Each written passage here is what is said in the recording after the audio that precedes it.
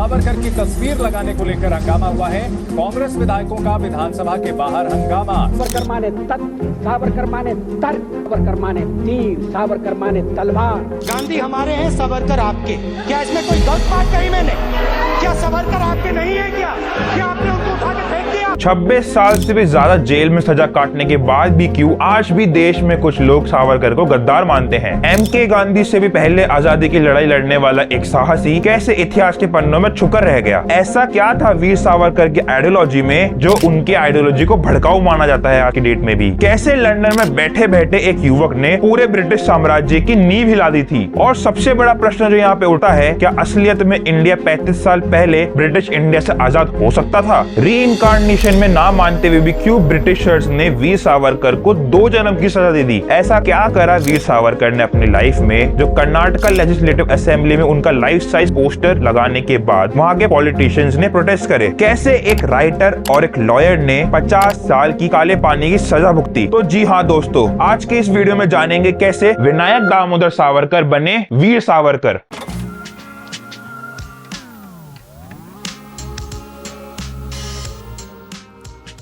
सबसे पहले जानते हैं वीर सावरकर की अर्ली लाइफ के बारे में। कैसे एक मराठी चितपावन ब्राह्मण फैमिली से निकल के वो देश के सबसे बड़े स्वतंत्र सेनानी में से एक बन गए। और सबसे बड़ा सवाल ये है कि कैसे विनायक दामोदर सावरकर से वो कैसे वीर सावरकर बने। शुरू से शुरू करते हैं। विनायक दामोदर सावरकर का जन्म 28 मई 1883 को बगरू में राधाबाई और दामोदर सावरकर के घर हुआ था। एक रिलीजियस फैमिली को बिलोंग करने के कारण से विनायक सावरकर को अपने बचपन से ही महाभारत और रामायण जैसी ग्रंथों की शिक्षा मिली थी और इसी कारण से उनके अंदर एक हिंदुत्व की भावना डेवलप हुई। सिर्फ 9 साल की उम्र में विनायक सावरकर ने अपनी माता को खो दिया। विनायक सावरकर ने अपनी primary education Shivaji school Nashik से की थी। इसी टाइम से इनका इंटरेस्ट राइटिंग और पॉलिटिक्स में आ गया था। साल था 1895 का जब बगरू गांव में एक हिंदू मुस्लिम का दंगा भड़क गया। इन्हीं दंगों की ऊंच रीच में एक मात्र 12 साल का बच्चा दंगों में घायल हुए हिंदुओं की रक्षा और बचाव के लिए अपनी उम्र और कद को साइड में रख के ऐसी वीरता और साहस का प्रदर्शन करता है जिसके कारण से पूरे गांव ने उसका नाम वीर सावरकर रख दिया। साल आता है 1899 का। इस साल उन्होंने अपने पिता को बीमारी के कारण खो दिया और इसी कारण के वर्ष उनके घर की कंडीशन फाइनेंशियली खराब हो गई। इसी के 2 साल बाद 1901 में सिर्फ 18 साल की उम्र में उनकी शादी यमुना बाई से हो गई और बढ़ती उम्र के साथ साथ उनका पॉलिटिक्स और राइटिंग में इंटरेस्ट बढ़ता गया।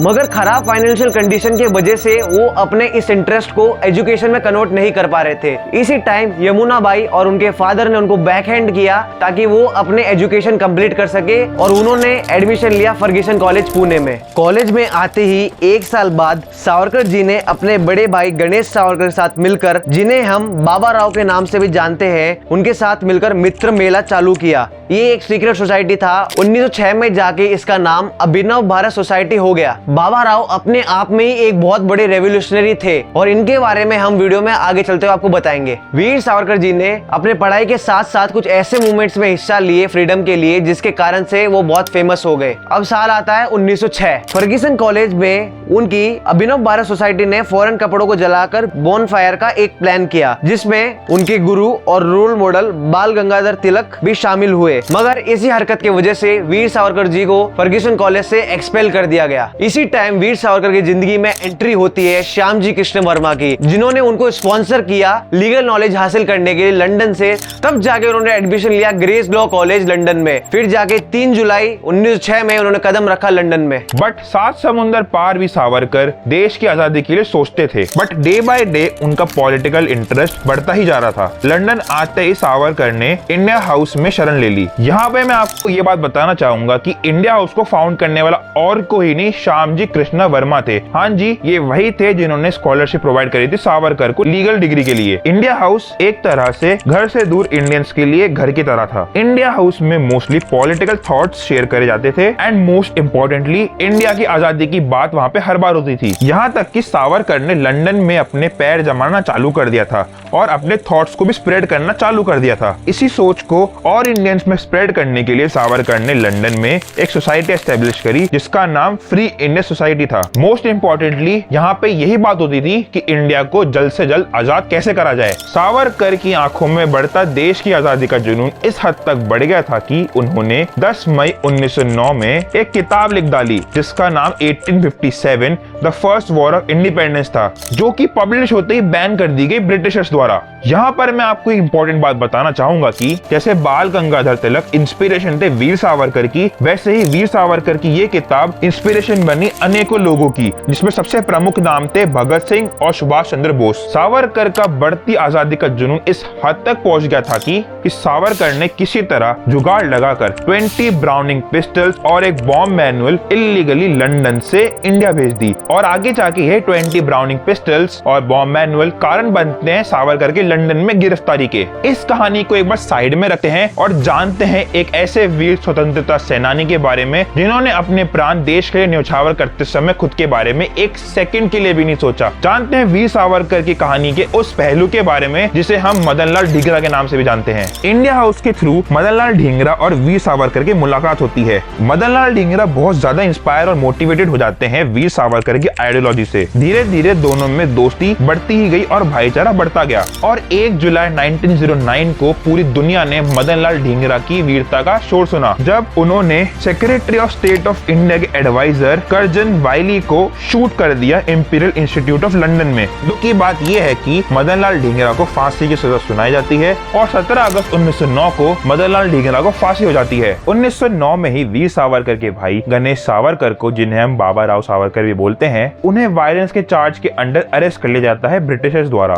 8 जून 1908 को एटीएम जैक्सन उन्हें कोर्ट लेके जाते हैं और वहां उन्हें काला पानी की सजा सुनाई जाती है। इसके रिटेलिएशन में अनंत कान्हेरे, जो अभिनव भारत सोसाइटी के मेंबर भी थे, वो उन्हें रशियन मेड ब्राउनिंग पिस्टल से शूट कर देते हैं। जैसा कि मैंने आपको अभी बताया, अनंत कान्हेरे अभिनव भारत सोसाइटी के मेंबर थे जो वीर सावरकर ने फाउंड करी थी, इसलिए डायरेक्ट शक वीर सावरकर पे जाता है और अनंत कान्हेरे के पास से बहुत सारे लेटर्स मिलते हैं जो वीर सावरकर ने लंदन से उन्हें लिखे थे, और ये वही ब्राउनिंग पिस्टल थी जो वीर सावरकर ने लंदन में रहकर रशियन से सोर्स कर इलीगली इंडिया भेजी थी। और इन्हीं सब कारणों से वीर सावरकर पर इमीडिएट अरेस्ट वारंट इशू करा जाता है और पुलिस उन्हें ढूंढने में लग जाती है। इससे पहले लंदन पुलिस उन तक पहुंच पाती, वो लंदन से भागकर भिकाजी कामा के पास पेरिस चल जाते हैं। बट 13 मार्च 1909 को जब वे लंदन में वापस घुसने की कोशिश कर रहे थे, उन्हें घुसते ही लंदन पुलिस ने पकड़ लिया और फिर इंडिया भेज दिया गया। इसी के अगले साल ब्रिटिश इंडियन कोर्ट ने वीर सावरकर को IPC 121A के under, that is conspiracy against British crown, में 2 life imprisonment, that is 50 years काला पानी की सजा सुना दी। और मैं आपको जानकारी के लिए यहाँ बता दूं कि गणेश सावरकर जो बड़े भाई थे वीर सावरकर के, वो पहले से ही अंडमान सेलुलर जेल में काले पानी की सजा काट रहे थे। सेलुलर जेल की सजाएं या फिर काला पानी की सजा one of the most dangerous सजा मानी जाती थी हिस्ट्री के अंदर, और ये इसलिए था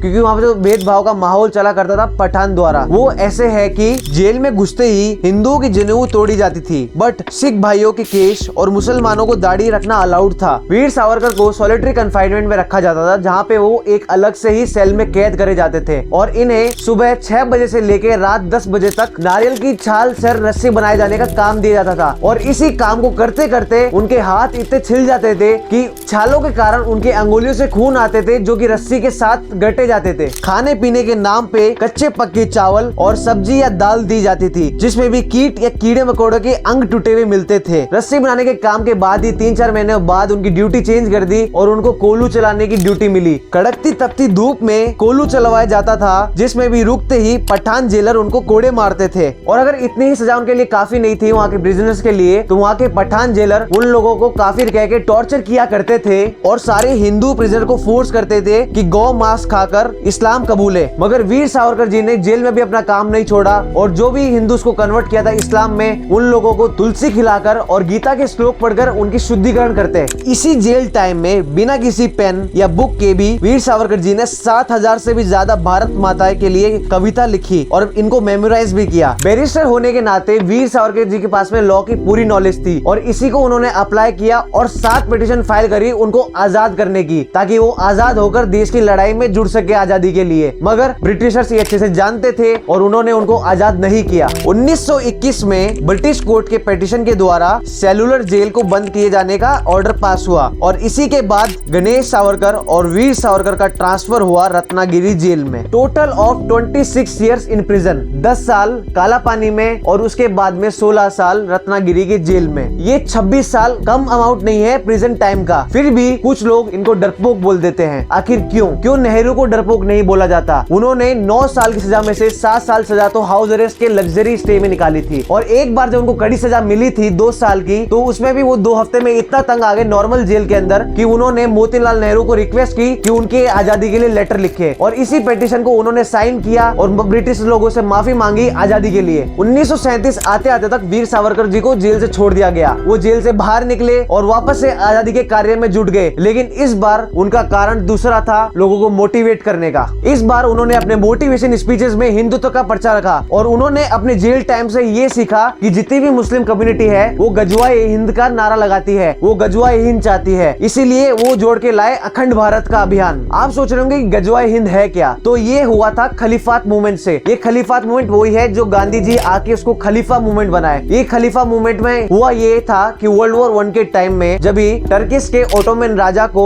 हरा दिया था ब्रिटिश एम्पायर ने, इंडिया में जितने भी मुस्लिम्स थे उन्होंने ओटोमन के सपोर्ट में रैली निकाली। मुस्लिम लीग ने भी उनको सपोर्ट किया, और इन्हीं सबको एकजुटता करने के लिए गांधी जी आए और उन्होंने कहा कि हिंदू और मुस्लिम भाई उनको सपोर्ट किया इस मूवमेंट में। लेकिन इतने हिंदू मुस्लिम के भाईचारे के बाद भी जब ये मूवमेंट अनसक्सेसफुल हो गया, तो हमने देखा कि हिंदू मुस्लिम के बीच में कैसे विवाद बने और कैसे हिंदुओं का नरसंहार हुआ मोपला जैसी जगहों में। खिलाफत मूवमेंट की लीडर जैसे मोहम्मद अली, अब्दुल बारी, मोहम्मद अली जिन्ना और मौलाना अब्दुल कलाम आजाद, जो कि इंडिया के फर्स्ट एजुकेशन मिनिस्टर भी थे, इन सब लीडर्स ने मिलकर अफगानिस्तान के आमिर को लेटर लिखा, जिसमें उन्होंने इनवाइट किया इंडिया को इन्वेट करके इस्लामिक स्टेट फॉर्म करने का। और यही एक्सट्रीमिज्म वीर सावरकर शुरुआत से जानते थे, और इसीलिए वीर सावरकर जी ने हिंदुत्व की आइडियोलॉजी फॉर्म करी ताकि मुस्लिम एक्सट्रीमिज्म खत्म हो सके और इंडिया के सारे कल्चर एसिमिलेट हो सके और शांति का माहौल बना सके। हिंदुत्व का मेन मोटिव अखंड भारत हासिल करना और सारे के सारे कल्चर्स और रिलीजन्स को एक साथ लाना था, ना कि दूसरे धर्म के खिलाफ नफरत फैलाना। और यही सेम बात भीमराव अंबेडकर ने भी बोला था मुस्लिम एक्सट्रीमिज्म के लिए। और ये बात दरअसल ऐसी थी कि कोई भी एक मुस्लिम जो अपने इस्लाम को फॉलो करेगा वो किसी भी दूसरे रूल के अंडर या सेकुलर रूल के अंडर नहीं रह सकता। अब सबसे बड़ा सवाल ये आता है कि क्यों वीर सावरकर जी ने सारे हिंदूज को ब्रिटिश सेना को ज्वाइन करने को बोला था वर्ल्ड वॉर 2 में। और इसी के ऊपर ये सवाल उठाया जाता है आज की डेट में कि वीर सावरकर जी की वो गद्दार थे और एक ब्रिटिश एजेंट थे। लेकिन वीर सावरकर जी ने सारे हिंदूज को वर्ल्ड वॉर 2 के टाइम में ब्रिटिश आर्मी को ज्वाइन करने को इसलिए बोला था ताकि वो सब के सब वहाँ पे मिलिट्री ट्रेनिंग ले सके और आगे आने वाले युद्धों में पार्ट लेके एक बहुत ट्रेंड पर्सन बन सके। और उन्होंने ये इसलिए भी कहा था क्योंकि उस समय तक मार्शल रेस के कारण ब्रिटिश आर्मी में 50% से भी ज्यादा पॉपुलेशन मुस्लिम्स की थी। और वीर सावरकर जी ने पहले से प्रेडिक्ट कर दिया था जब इंडिया और पाकिस्तान का पार्टीशन होगा तो ये सारे मुस्लिम सेना पाकिस्तान में चल जाएंगे और पाकिस्तान की आर्मी की आबादी ज्यादा बड़ी होगी। और इसी कारण के लिए उन्होंने सारे हिंदूज को